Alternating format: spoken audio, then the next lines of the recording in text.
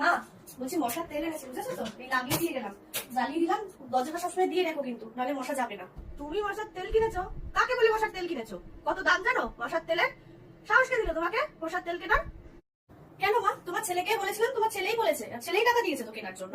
ও, ছেলেটা দিন দিন আমার পুরো ভেড়া, বউয়ের ভেড়া। বউ যা বলবে তাই দিয়ে দেবে। হ্যাঁ, বউয়ের কথায় উঠছে আর বউয়ের কথায় বসছে। এই শোনো, ওই তেলটা নিয়ে যাও দোকানে দিয়ে, ফেরত দিয়ে ডিমের ট্রে নিয়ে আসো। ডিমের ট্রে জ্বালাও, একটু ধুয়ে দাও ঘরে এদিক ওদিক, দেখবে সব মশা পালিয়েছে। অত বড় লোকে চাল চালানোর কোনো দরকার নেই। আমি দুটো তেল এনেছিলাম, তোমার যখন ঘরে লাগানোর ইচ্ছে নেই, তোমার ঘরেরটা আমি খুলে নিয়ে যাচ্ছি, আমার ঘরেরটা আমি রেখে দিচ্ছি। তোমার ঘরের তেলটা আমি নয় ফেরত দিয়ে আসছি। খুব বড় লোকে চাল হয়েছে না সত্যি। যার বাবা নিজে কোনোদিন মশারি কেনেনি, লোকের চুরি করা জাল এনে বাড়িতে মশারি বানায়, তার মেয়ের আবার মশার তেল লাগবে মশা মারার। বুড়িটা সবসময় আমার বাবা তুলে আনবে, বাবা না তুললে যেন আমার পেটের ভাত হজম হয় না। এত বড় লোকে চালো আসে কোত্থেকে? যাও দিয়ে ফেরত দিয়ে আসো।